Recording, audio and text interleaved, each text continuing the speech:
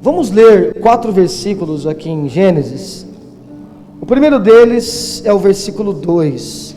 Gênesis 39, 2 diz assim: Ora, Yahvé, o Senhor, estava com José, que em tudo teve êxito, e passou a morar na casa do seu senhor egípcio. Versículo 3: O senhor egípcio percebeu que o Senhor Deus amparava José e o abençoava em tudo que ele realizava. Versículo 21 agora: Contudo, Yahvé, o Senhor, assistiu José, estendeu sobre ele sua bondade e poder, e o fez encontrar graça aos olhos do carcereiro-chefe. Agora versículo 23. O carcereiro-chefe passou a não se preocupar com mais nada, pois tudo corria bem com a administração eficaz de José. Isso porque o Senhor estava com José e o abençoava, e ele tinha bons resultados em tudo que ele realizava. Posso ouvir um amém, queridos? Depois a gente vai ler todo o capítulo 39, todo o capítulo 40, mas para nós termos uma introdução agora a respeito de providência divina, é importante nós nos esforçarmos para compreender o que o autor estava querendo escrever aqui. O capítulo 39 de Gênesis, ele é muito famoso, ele é muito conhecido, porque ele retrata o esforço de José para se manter fiel a Deus e sexualmente puro. Então vai falar, por exemplo, do caso onde ele está na casa de uma mulher que havia más intenções com ele, mas ele se reservou ao direito de se manter fiel a Deus e não caiu na tentação, e por isso foi penalizado. Então sempre que a gente lê o capítulo 39 de Gênesis, nós temos o quê? Aquela tentação de tirar conclusões morais a respeito disso. Mas é importante nós falarmos, irmãos, que essa não era a intenção de Moisés. Moisés não escreveu esse texto sobre José pensando, agora eu vou falar um pouco sobre moralidade, sobre o esforço para se manter fiel, puro. Então eu vou colocar aqui um trecho sobre a vida de José que reflete isso. Não. Lembre-se que a Bíblia é um livro de redenção, que fala sobre redenção. Então nesse trecho, o que Moisés quer comunicar não é como fugir das tentações, mas ele está falando de providência divina. E por que ele está falando de providência divina? Repare que por 4 vezes ele quer esclarecer, ele quer deixar bem claro que o Senhor estava com José. Ele quer que isso fique claro, ele é categórico, ele quer enfatizar. Olha, preste atenção, grave isso: o Senhor estava com José. Amém, queridos? Ele quer deixar isso claro. E por que isso é importante para nós? Porque uma leitura errada, uma leitura distorcida da história de José não nos faria chegar a essa conclusão, que o Senhor estava com José. Por quê? Porque nós poderíamos considerar que se o Senhor estivesse com José, aqueles inúmeros dilemas do qual ele havia passado, deveriam claramente serem o quê? Interrompidos. Porque se o Senhor está com José, por que ele apanha? Por que ele é vítima de preconceito, de ódio? Por que ele é agredido? Por que ele é traído? Por que ele é vendido pelos seus irmãos? porque ele é penalizado mesmo sendo fiel.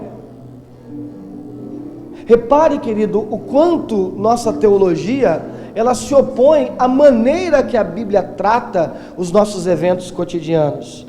Hoje em dia, se alguém tem problemas, logo a gente já conclui que aquele problema é um fruto de uma desobediência, de um pecado, ou da falta da bênção de Deus sobre a minha vida.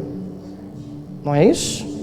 Não é isso que nós vivemos, que nós aprendemos e por vezes falamos? Isso está acontecendo na tua vida. A pessoa está com um problema na vida sentimental e chega alguém e fala, isso está acontecendo na tua vida porque você precisa orar mais. Não é verdade? Então, se fosse assim, os monges seriam as pessoas mais realizadas da vida sentimental, né? Porque ninguém tem uma vida de piedade como eles, mas eles não podem casar. E aí? Então repare que a forma da Bíblia comunicar a bênção de Deus, que era inerente aos passos de José, é completamente diferente daquilo que nós percebemos nas pessoas hoje. Porque o texto vai dizer, Deus estava com José. O Senhor estava com José, Ele o abençoava. As coisas que ele fazia refletiam essa bênção. Só que mesmo Deus o abençoando, e todas as coisas que ele fazia, eram coisas que davam resultados que aparentemente eram bons, a vida dele andava para trás. Porque ou ele ia para a cova, ou ele era preso, ou ele era traído, ou por alguém da sua família, ou por alguém que não era da sua família. E é aqui que nós passamos a entender o que é providência divina. Porque providência divina, ela não é uma expressão que apenas substitui o que muitos cristãos acabam chamando de livramento. A gente acha que providência divina é apenas aquele recurso que Deus manifesta sobre nós para nos ajudar no momento difícil da vida. Não, providência divina não é só isso. Providência divina não é só, essa foi por pouco. Por exemplo, eu estou dirigindo o meu carro, e aí de repente na minha frente tem um acidente. Aí eu concluo, nossa, providência divina. Se eu tivesse 4 segundos adiantado, eu estaria envolvido naquele acidente. Pode ser que a providência divina, ela interrompa o acidente, mas ele é mais do que isso. Amém. Providência divina não é só um livramento que você tem financeiro. Rapaz, eu estava com uma conta, eu ia perder o meu carro, eu ia perder minha casa, e eu precisava de 3.000 para quitar tudo. No último dia, quando não tinha mais o que fazer, eu ia perder o meu bem. Alguém me ligou e disse, olha, eu estou transferindo para a tua conta R$3.300. Para quê? Estava te devendo, tá? E tá pago. Aí você fala, glória a Deus.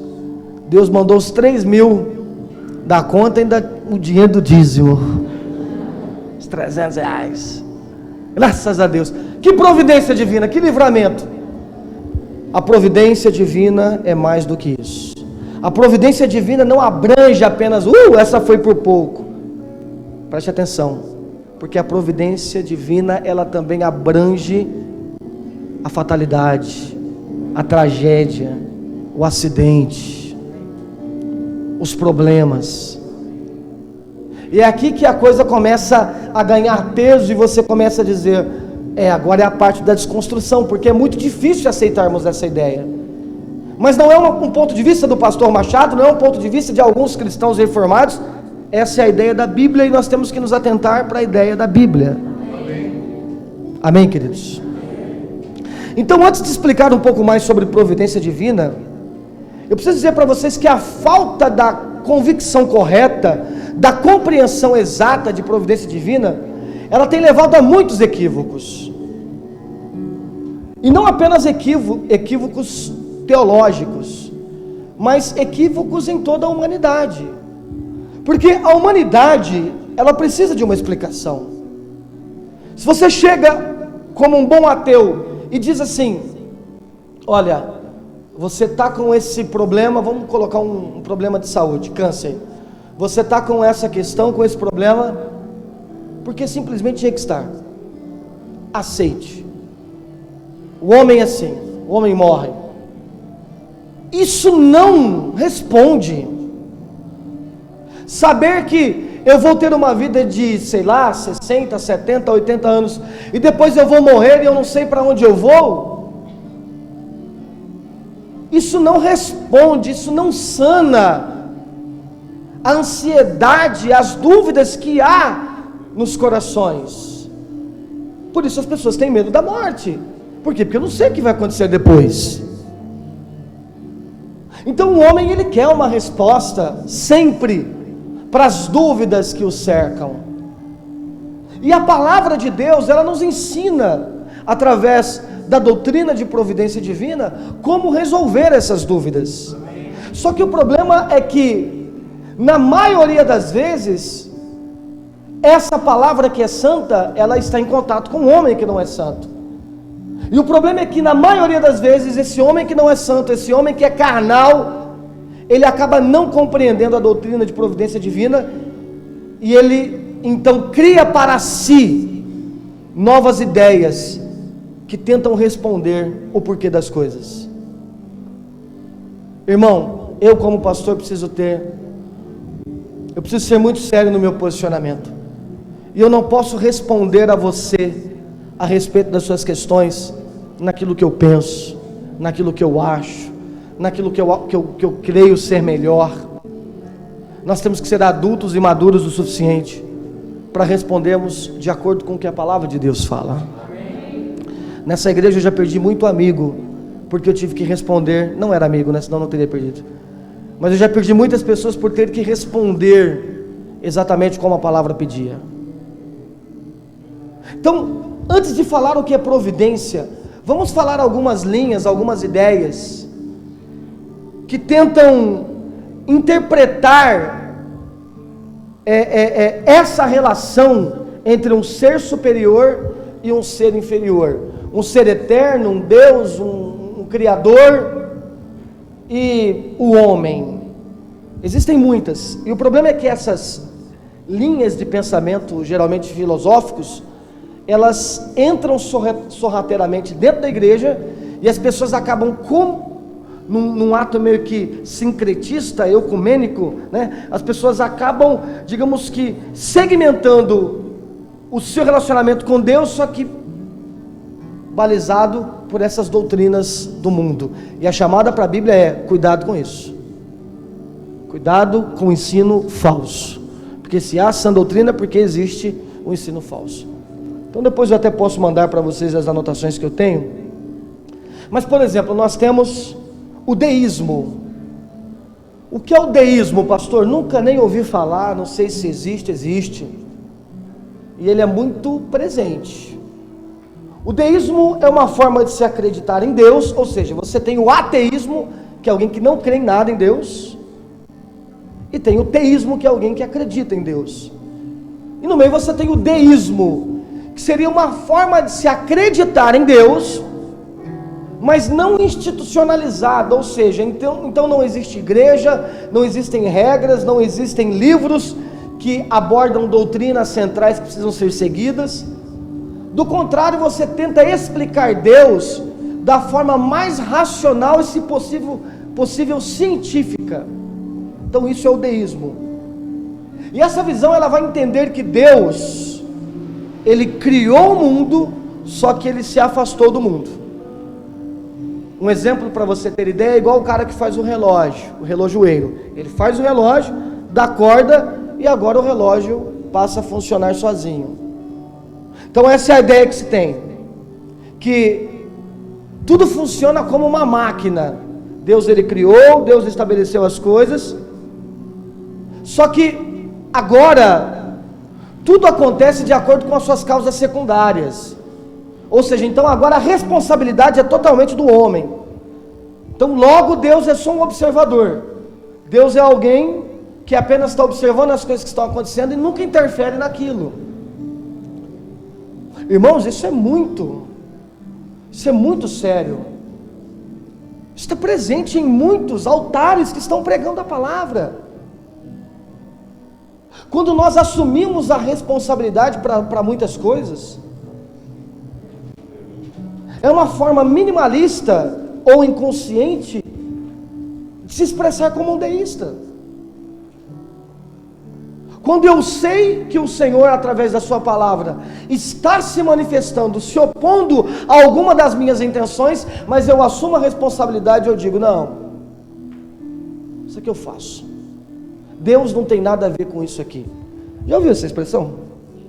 Quem já ouviu essa expressão? Não, Deus não tem nada a ver com isso. O que eu faço aqui não tem nada a ver com Deus. Como se houvesse alguma coisa da qual Deus não pudesse e não quisesse participar. Estão compreendendo, queridos? Uma mais perigosa do que o deísmo, uma visão filosófica chamada dualismo. E o dualismo, ela é muito presente, por exemplo, nas culturas e nas religiões orientais, que é aquela que ensina a visão que o mundo é governado por dois poderes. Então você tem um poder mau e você tem um poder bom. Deus seria o poder bom, mas ele divide o controle do universo com o poder mau. E assim o mundo será sempre controlado por uma força boa, por uma força ruim. Isso é tão presente dentro da igreja, irmão, que eu já vi crente falando assim, mas não é verdade? Não é verdade. Não, mas a Bíblia fala que o mundo jaz no maligno. Então, essa é uma compreensão equivocada, errada. É uma visão, digamos que pontual, mas a Bíblia não está dizendo que o mundo é do diabo. Deus condicionou parte do domínio do mundo a Satanás. Deus fez isso? Sim, irmão. Qual é a dificuldade em entender isso? Que não foi o diabo que venceu Deus. O diabo venceu Deus e falou, agora essa parte do mundo é minha. Eu sou o capitão. Não foi, não é isso não. Ele quis ser rebelde, Deus falou, não, agora você não vai viver mais aqui. Eu te condeno ao mundo. E os anjos que estão com você. Então esse propósito foi de Deus, foi. Só que nós estamos tão distantes, irmãos, que aí o dualismo torna-se um negócio até lucrativo para a parte da igreja. Por quê?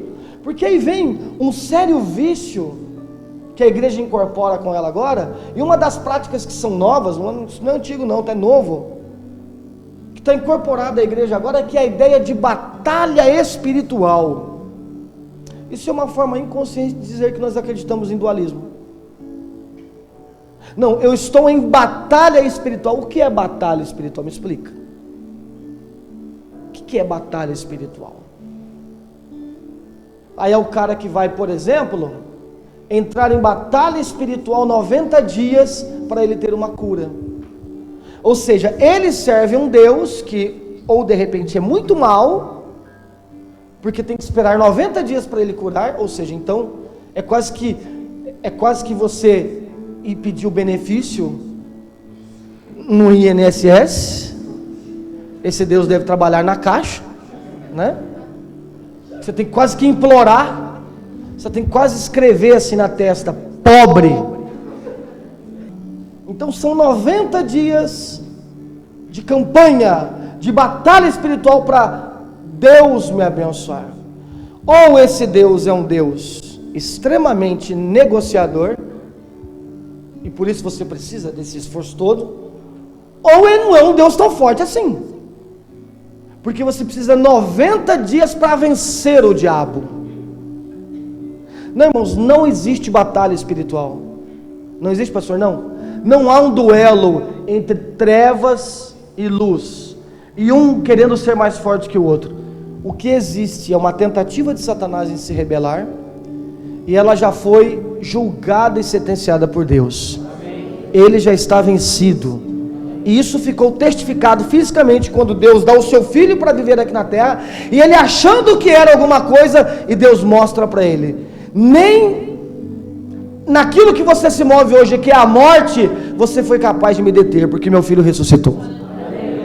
Então eu venci, ficou testificado, eu venci, pronto. O que há hoje sim é uma batalha do Espírito contra a nossa mentalidade carnal, e aí sim nós temos que nos esforçarmos no Espírito para vencermos a carne que está em nós, mas não é uma batalha do qual nós lutamos de forma terceira. Eu estou em luta contra o diabo. Eu não estou, irmão. O problema é seu, eu sou da paz. Não estou em luta contra o diabo não, porque eu não lutaria contra alguém que já foi vencido. Eu apenas assumi a minha vitória em Cristo Jesus e pronto. Caramba, e a providência divina começa a desconstruir isso em nós. Quantos crentes já veio perguntar para você: e aí, irmão, está em guerra? Você tá louco, irmão? Guerra o quê, rapaz? Só trabalha com arminha de água só, no máximo. Guerra. Já te perguntaram se você está em guerra? Você falou que estava, né? Guerra. Mas não é guerra. Amém? Não é assim? Então, essa é a ideia dualista. Guerrei, guerrei, guerrei, guerrei, guerrei. Não, queridos. O nosso chamado agora é outro. Nosso chamado é aceitar o reino de Cristo, do qual já venceu Satanás.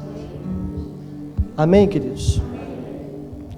Aí nós temos que tomar muito cuidado com o dualismo, porque ele passa a aceitar ideias como essa, que acabam estereotipando e colocando Deus numa condição que não é tão absoluta, porque tem uma força que pode estragar tudo.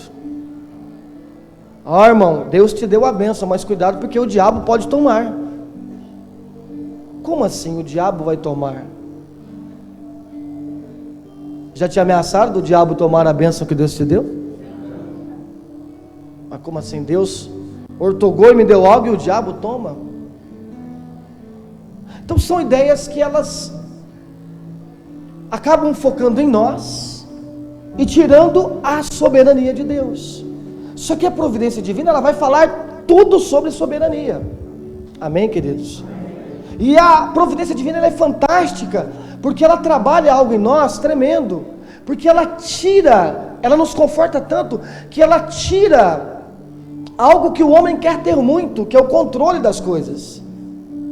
A gente quer controlar, por que a gente gosta de batalha espiritual? A gente não, as pessoas gostam.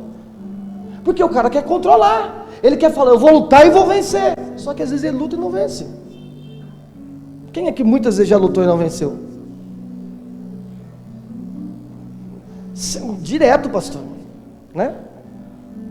Mas o homem quer achar que ele luta, que ele vence, que ele conquista, que ele é capaz, e aí está o problema.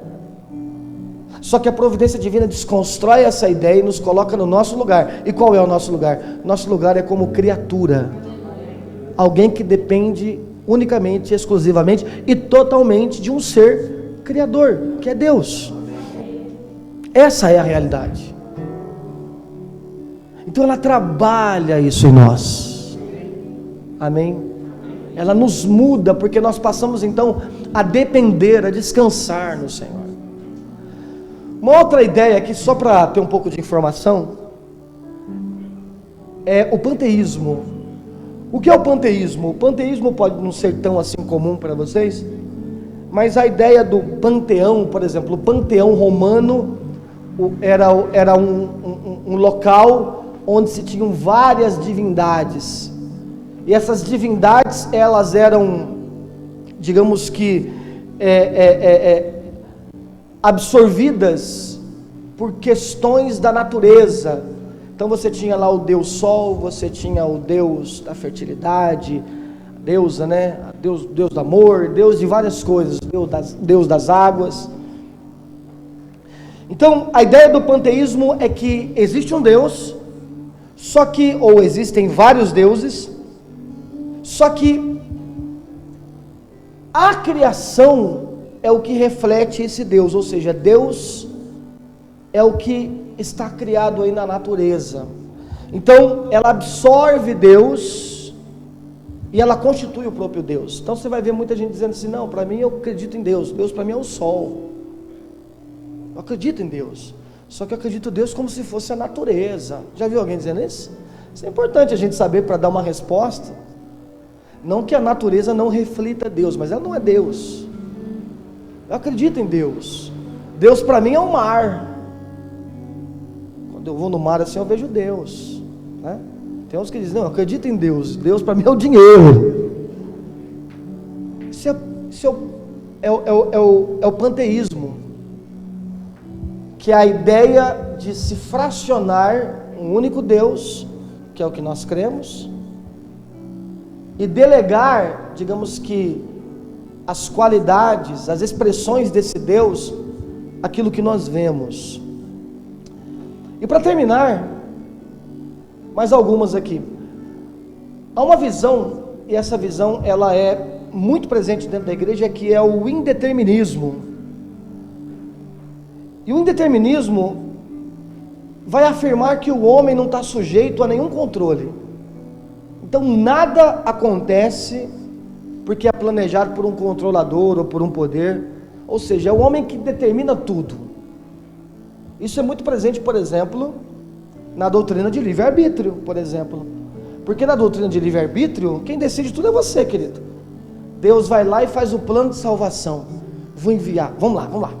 Vou pegar aqui Abraão e toda a genealogia dele, e aí vai entrar reis, governos, reinados, principados, e aí lá no ano 0 eu vou enviar o meu filho que vai morrer ali na Palestina, e Jesus, e foi crucificado e ressuscita, e agora ele dá salvação para todo mundo, e agora Carlos Machado, toma a salvação na tua mão. Aí eu falo: obrigado, não quero. Caramba, esse Deus que fez tudo isso reduziu a um não, obrigado, eu não quero não, valeu, estou tranquilo, estou suave. Então essa forma indeterminista ela é muito presente quando a gente aceita essa ideia de que não, eu não quero o que Deus está propondo. Como é que é? Tem gente que fala isso para nós. Não, eu sei que Deus está me cobrando de algo, eu sei que Deus está querendo que eu faça algo, mas agora ainda não é a hora que eu quero. Deus só dá aquela risada para ele. Você não quer? O indeterminismo é assim: não, ninguém está me controlando não, aqui eu decido. Só que o oposto do indeterminismo é o fatalismo. E o que seria o determinismo, o fatalismo? É uma má compreensão da doutrina de providência divina. O cara que é fatalista é o cara que acredita na providência divina, só que ele é extremista e ele acaba acreditando da forma errada. E aí nós vamos tentar ensinar a providência divina da forma correta, para que você não seja um fatalista. Porque o que o fatalista acredita? Ele acredita que há um poder e que exerce autoridade, superioridade sobre todo o homem, só que toda a responsabilidade está nesse ser superior, e a criatura ela está liberta de qualquer decisão. Ou seja, na teoria tudo acontece sem nenhuma causa secundária. Ou seja, então Deus determina tudo, Deus faz tudo, tudo acontece pela absoluta vontade dele. Só que nós, as criaturas, vivemos num panorama de ilusão. Ou seja, a gente acha que é responsável, a gente acha que tem decisões que podem ser tomadas, a gente acha que podemos fazer algumas coisas, só que isso é tudo ilusório. Na verdade tem um Deus que nos manipula, que nos trata como se fôssemos marionetes. Isso é o fatalismo. E eu acho que o fatalismo ele é tão ruim como as outras, porque a palavra vai nos ensinar que Deus, dentro do seu governo, nos deu características de independência. Só que são independências que estão limitadas pelo controle absoluto dele, mas ele nos deu. Então nós não podemos ser fatalistas. Amém, queridos? Amém. E mais duas, né? Tem a casualidade. que vai entender que tudo o que acontece no universo, que o poder controlador do universo, ele é irracional. Então, tem um Deus, tem algo que controla o universo, só que não no termo da razão. E também aquilo que a gente chama de azar, sorte, destino, que é uma doutrina muito comum, muito popular, né? E que ela vai afirmar que os acontecimentos são incontroláveis. Então não existem propósitos benévolos nele. Aconteceu porque tinha que acontecer. Por exemplo, eu morava lá em Uberlândia, aí do nada eu fui morar em Santo André e conheci a Juliana e a gente está casado até hoje. Sorte no amor, destino. Um crente não pode acreditar em destino, querido, em azar, sorte. Um crente no Senhor, ele acredita em providência divina. Então foram decisões independentes do qual Deus me deu, mas que através da sensibilidade, da obediência, que por vezes aconteceu não de uma forma planejada, mas inconscientemente, me levaram a seguir o plano que Ele já tinha proposto. A obediência levou a isso. Amém, queridos? Então repare que existem muitas formas de se pensar, e existe a providência divina, e nós estamos aqui para falar de providência divina. Então vamos sintetizar o entendimento. O que é providência divina? Providência divina, irmão, é a forma em que Deus envolve todas as coisas, é a forma que Ele governa todas as coisas, é a forma que Ele exerce a sua soberania. Então a gente poderia dizer que é o meio pelo qual Deus sustenta, governa e conduz. Então Ele sustenta, governa e conduz tudo que há no universo. Deus, Ele não governa, sustenta apenas os crentes. Eu achava que era só os crentes, pastor. Não. Deus governa todas as coisas. Amém, queridos? Está entendendo, sim ou não? Então, Ele governa todas as coisas. Então, providência divina é o meio pelo qual Deus conduz, governa todas as coisas, e tendo o controle de tudo, Ele orquestra as coisas de maneira apropriada e soberana, para que elas cumpram os seus propósitos eternos. Vamos a alguns textos. Eu poderia separar pelo menos 1000 referências, porque toda a Bíblia fala desse governo soberano de Deus, mas demoraria muito, né? Mas vamos pegar alguns textos aí que falam sobre a soberania de Deus. Abrem em Salmos, livro de Salmo, capítulo 60, número 66. Olha só, Salmo 66, versículo 7, que diz? Salmo 66, 7. Ele, o quê? Governa. Ele governa eternamente com o seu poder. Seus olhos vigiam as nações. Não se vangloriem os rebeldes. Bem rapidinho na abertura da Bíblia aí. Agora capítulo 103, ainda Salmo. Olha o versículo 19, que diz. Salmo 103, 19, que diz: O Senhor estabeleceu o seu trono nos céus, como rei domina sobre algumas coisas que existem, sobre tudo o que existe.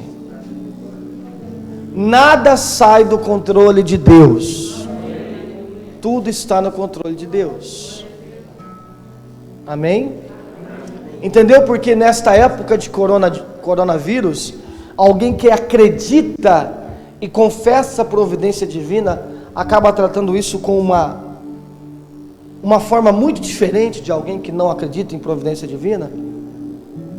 Porque o cara que é dualista, ele vai dizer assim, ó, vamos orar aqui e nós vamos expulsar esse coronavírus e ele vai voltar lá para o inferno. Olha para mim aqui, a Bíblia fala que Deus criou todas as coisas. Quem você acha que criou o vírus? Você acha que foi o diabo que criou o vírus? Algum versículo na Bíblia serve de base para a gente concluir que o diabo já conseguiu criar alguma coisa? Onde é que a Bíblia fala que Satanás conseguiu criar alguma coisa? Pode ser até coisa má, um vírus, uma bactéria, qualquer coisa. A Bíblia fala que tudo é criado por Deus. Só que alguém que não entende providência divina vai falar: então Deus quer que a gente sofra então, né? Por que Ele está mandando um vírus? Não, calma, vai devagar, não é assim. Por que isso está acontecendo? A providência divina vai fazer você refletir nisso, e ela vai te posicionar diferente, porque você não vai ser dualista, então você não vai entrar em batalha espiritual para expulsar o demônio que está fazendo algumas coisas acontecerem, porque você já estudou escatologia, você sabe que essas coisas que estão acontecendo são permissão de Deus, porque Ele está finalizando sua obra. Amém? Você não vai ser fatalista também, muito menos determinista, e vai achar que não tem nada a ver isso com Deus, porque eu vi um pastor falando da pandemia. Tem crente que está dizendo que Jesus vai voltar. Não, irmão, nada a ver, que Jesus vai voltar, vai demorar ainda. Como que você afirma assim com tanta clareza? Então repare, irmãos, que o texto está dizendo que Deus, Ele governa todas as coisas, tudo. Só que há um texto, por exemplo, em Mateus capítulo 5, que ele vai muito na contramão daquelas pessoas que acham que providência divina é apenas um bom resultado, e que está selecionado essas bênçãos para as pessoas que são boazinhas. Porque olha o que diz aí no Sermão do Monte, quando Jesus está falando de amar o próximo, amar os que odeiam, aí ele termina dizendo assim, versículo 45: para que vos torneis filhos do vosso Pai que está no céu, pois Ele faz raiar o sol sobre os bons e os maus, e derrama chuva sobre os justos e sobre os injustos. Opa, peraí, então Deus governa para todos? Sim. Só que o sol é uma dádiva. Quem gosta de pegar um sol? Não é uma dádiva você contemplar o sol? Aquilo não tinha que ser só para quem é servo de Deus? Quem concorda comigo? Que o sol tinha que ser só para quem é de Deus? Não, eu não sou de Deus, não vai ver o sol não. A chuva não é uma bênção? A gente costuma chamar a chuva de bênção. Ela não tinha que ser só para as pessoas que são de Deus? Não, quem não é de Deus não vai ter chuva não. É assim que a gente pensa, né? Claro que Deus fez o sol e a chuva para homens bons. Eles decaíram em seu pecado, mas Ele manteve o controle. E agora Ele governa, ministrando as suas bênçãos segundo o seu propósito. E aqui que está uma coisa que as pessoas que não entendem doutrina de providência divina se martirizam muito, irmão. Porque o cara chega e fala assim: não, Deus só ministra as suas dádivas para quem é santo, esforçado, para quem ora. Tem certeza? Porque eu posso te apontar gente que é ateu e tem uma saúde melhor que muita gente que é crente. Eu posso te mostrar gente que é ateu e tem muito mais dinheiro do que gente que é crente. Porque agora a questão é o que é bênção. O exercício filosófico agora a gente vai tratar mais o que é bênção, o que não é bênção. Deus controla segundo o seu governo, bons e maus.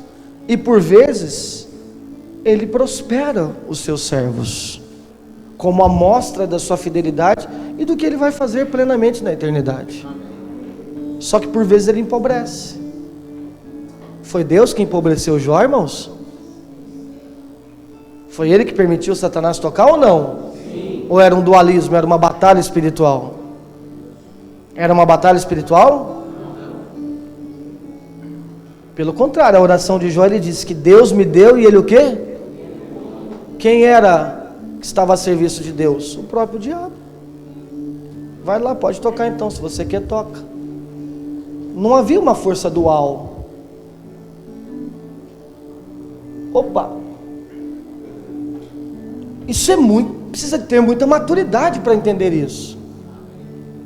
Que lá na frente, quando a gente estiver no fim do ensino de providência divina, você vai falar: caramba, eu pensei errado há muito tempo. Mas é isso mesmo que a Bíblia está ensinando. E todos aqueles dispositivos e versículos isolados que a gente usa para fundamentar esse triunfalismo, essa confissão positiva que a gente carrega, não é bíblico. Vai, Deus vai te dar uma vitória agora. Pode ser que não, irmão.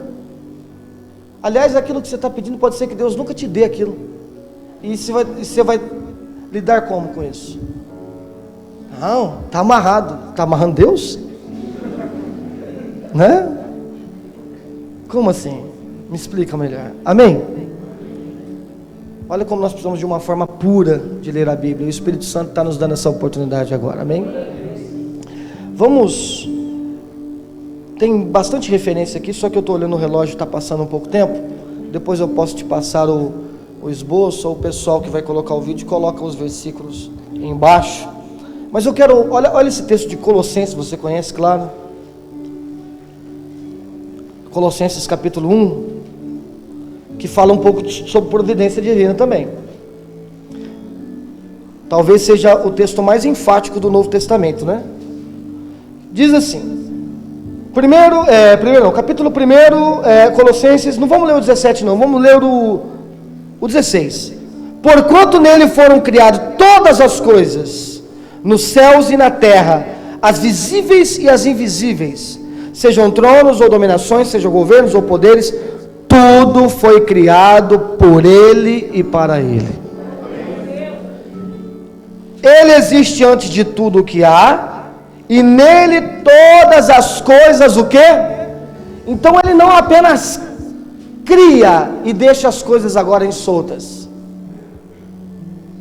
Ele cria, mas as coisas existem porque Ele está mantendo, Ele está governando, Ele está dirigindo. Olha o versículo 19. Porquanto foi do agrado de Deus que nele habitasse toda a plenitude. Então, irmãos, o que é providência divina? Providência divina é considerar providência divina é muito mais do que procurar um bom resultado, uma bênção, uma dádiva, um livramento em meio ao caos. Providência divina é o meio do qual Deus realiza a sua vontade. Deus realiza os seus propósitos eternos. Então, para garantir que os propósitos, eles vão se cumprindo, eles vão se realizando, Ele vai governando os negócios dos homens e vai trabalhando para que elas aconteçam de uma forma natural. Isso é tão importante, porque aí a gente vai ver que todas as coisas estão trabalhando de forma organizadas para que a vontade de Deus se cumpra. A vontade de Deus é estabelecer novos céus, nova terra, que todos os homens sejam salvos. É Ele espelhar novamente a sua glória com toda a plenitude sobre o homem. Então, para que isso aconteça, olha como as coisas vão trabalhando. Por exemplo, a natureza está respondendo que Jesus está voltando. Olha só o coronavírus, olha os terremotos. Onde já se viu falar de fumaça preta? Fumaça preta não é, chuva negra, que é resultado da fumaça que vem lá do Pantanal. Aliás, como que você consegue colocar fogo no Pantanal? Tem gente que acha, Bolsonaro, Satanás, Hitler, colocou fogo lá. A impressão que dá que o Bolsonaro foi lá com um cigarro e jogou no Pantanal e pegou fogo. Tenta pôr fogo no Pantanal para você ver. Tenta pôr fogo na Amazônia, você põe fogo no meio do mato seco. Mas tenta pôr fogo na Amazônia, o negócio é quase 90% de umidade. Irmão, a natureza está respondendo, alguma coisa está acontecendo. Olha os terremotos, olha a queimada, e é fogo, e é corona. Só que não é só a natureza que está trabalhando, não é? Os homens também. Porque os homens são bonzinhos nisso tudo que acontece? Ah, não. Tem homem que é uma bondade, tem governador que é uma bondade. Irmão, essas coisas, esses fenômenos naturais, elas estão revelando uma maldade extrema na humanidade. Mas extrema. Você fala, caramba, olha como a humanidade está agindo. E aí o que acontece? Repare que todo o cenário está sendo montado. E aí hoje é praticamente que unânime. Todas as pessoas querem um Salvador, um Cristo, alguém que fala, não, agora eu vou resolver isso aí. E a gente acha que isso é apenas clamor de submundo, de país terceiro mundo. Não é. Aí uns dizem, não, Lula vai salvar todo mundo. O outro fala, não, imagina, é o Bolsonaro. Só que quando você vai, por exemplo, países como Holanda, Dinamarca, há esse mesmo sentimento. Nós precisamos de um homem que organiza tudo. E qual é a chamada para isso? Anticristo. É alguém que vai organizar tudo. É alguém que vai falar, esse homem é perfeito. Por que é anticristo? Porque ele vai querer dizer que ele tem as características de Cristo, mas não é inimigo. Então tudo está trabalhando para um único propósito, o propósito é eterno. Aqui eu estou falando um pouquinho de escatologia, mas para você entender como as leis da natureza são nada mais do que uma descrição de Deus trabalhando no universo. Amém, queridos? Amém. Olha para mim. A gente é moderninho hoje, não é? Você acha mesmo que o homem evoluiu tanto assim para conseguir construir avião, satélite, iPhone, MacBook, internet, só nos últimos 100 anos? Você acha que os homens que viveram nos últimos 100 anos são assim, super poderosos em inteligência como nunca existiu no mundo? Olha os homens da antiguidade, olha os pensadores gregos, até na própria Idade Média, como esses homens eram avançadíssimos intelectualmente. Só que nos últimos 100 anos o homem evoluiu tecnologicamente como nunca evoluiu, e a gente não para prestar atenção nisso. Você acha que o homem não conseguiria ter criado um celular há 2000 anos atrás? É o mesmo homem que criou. E por que essas coisas estão acontecendo agora? Irmão, Deus ele tem trabalhado e ele tem feito com que todas as coisas vão acontecendo segundo o seu propósito. E a gente tem que analisar e compreender isso. Amém, queridos? Que as leis da natureza estão trabalhando. Elas por si mesmas não têm nenhum poder em si mesmo. Não trabalham independentemente. Então não, Deus quer salvar o seu povo, mas os homens, a natureza estão contra. Não, está tudo estabelecido para funcionar como funciona. Porque pensa comigo, irmãos, se Deus não tiver o controle sobre todas as coisas, então Ele não é soberano. Se Ele não é soberano, então Ele não é Deus. Concorda comigo com isso que eu disse agora? Porque, por exemplo, Deus estabelece todas as coisas, mas Ele perde o controle de alguma coisa, então Ele não é tão soberano. E aí isso é uma dúvida que a gente deve colocar em xeque. Aqueles nossos irmãos, se é que podemos chamar pelo termo, mas que definem como Deus um simples garçom e um agente que libera coisas confortáveis para nós. Porque, por exemplo, se eu tenho um familiar meu que está doente, e eu vou até Deus e eu falo, cura essa pessoa por amor a mim. Se Ele curou, logo eu concluo, porque Ele é bom e me ama. Só que eu tenho um problema, e se Ele não curou? Ou porque Ele não me ama tanto assim, ou porque Ele não é tão Deus como eu penso. Então, aqui você compreende a forma correta. Porque quando você vai orar para que Deus cure um familiar seu, você vai colocar uma palavrinha que está lá na oração do Pai Nosso, que diz, seja feita a sua vontade. Porque por mim, eu vou querer que essa pessoa esteja curada. E eu não vou querer que uma pessoa que eu amo viva só 80 anos. Por mim, ela viveria 1 milhão de anos. Mas agora é a tua vontade, porque o Senhor, na sua providência, sabe o que é melhor. Então, se o Senhor curar, foi a forma que o Senhor expressou para mostrar que me ama, curando. Só que se o Senhor não curou, foi a forma para mostrar que o Senhor também nos ama, não curando, retendo ela para ti. E aí a nossa oração, ela deixa de ter aquele caráter de petição, meio que quase que uma imploração. Deus me abençoa, Deus me abençoa, Deus me cura. E ela vai para o caminho da gratidão. Porque você passa a ser grato pela experiência que Deus está te dando. Amém, queridos? Isso é fantástico. Não há conforto maior do que esse. Fique com essa definição do que é providência divina. Providência divina é o meio pelo qual Deus sustenta, conduz e governa todas as coisas no universo. Tendo o controle de tudo, Ele orquestra todas as coisas de maneira soberana, apropriada de acordo com os seus propósitos eternos. Vai treinando para você aprender. Amém? Isso é providência divina. Providência divina é exatamente isso. É o meio pelo qual Deus sustenta, governa e conduz todas as coisas no universo. Não é só para os crentes, é no universo.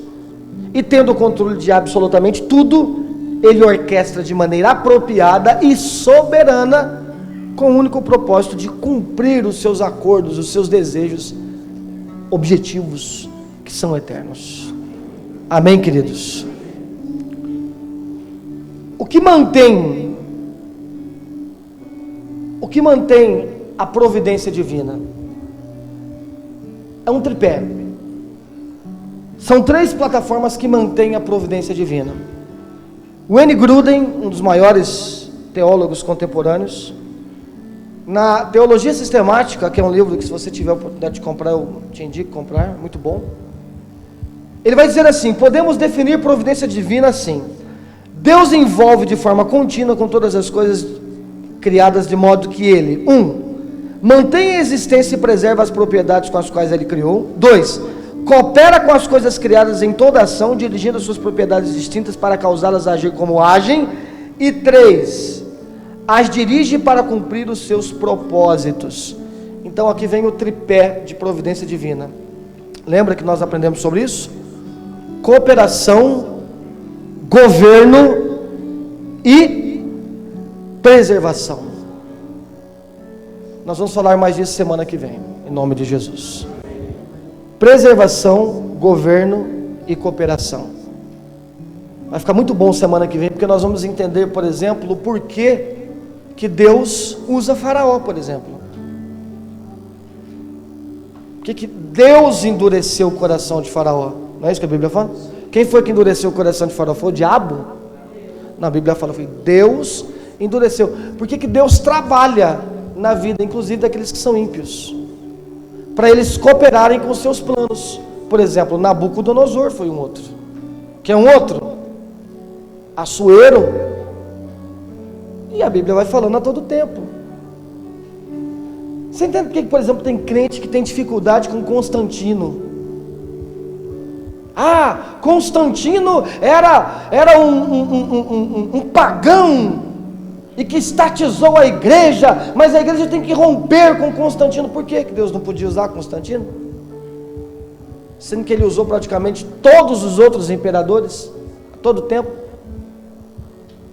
Não somente os homens poderosos que eram fiéis e tementes, os que não eram também. Bacana isso, irmãos. Que é a providência divina, por exemplo. A gente está chegando em época de política agora. Ela nos ensina a forma correta de votar.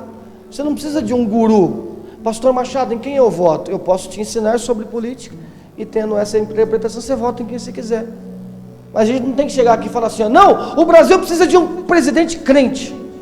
Não. Nem sempre um presidente crente vai cooperar com os planos de Deus. Pode ser um ímpio também. E a gente passa a compreender a forma correta. Olha como providência divina, irmãos, ela atua na nossa escatologia, na nossa cosmovisão, na forma que a gente se relaciona com o mundo. Amém? Amém. Semana que vem a gente termina essa parte 1. Mas, por favor, Se possível, pega escrito depois o que é providência divina. Isso tem que ficar claro para você hoje. Providência divina é o meio pelo qual Deus governa, sustenta e preserva, conduz todas as coisas no universo.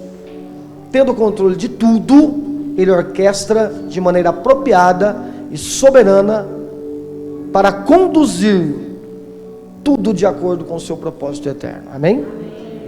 Vamos agradecer a Deus por essa noite em nome de Jesus. Senhor Jesus, obrigado.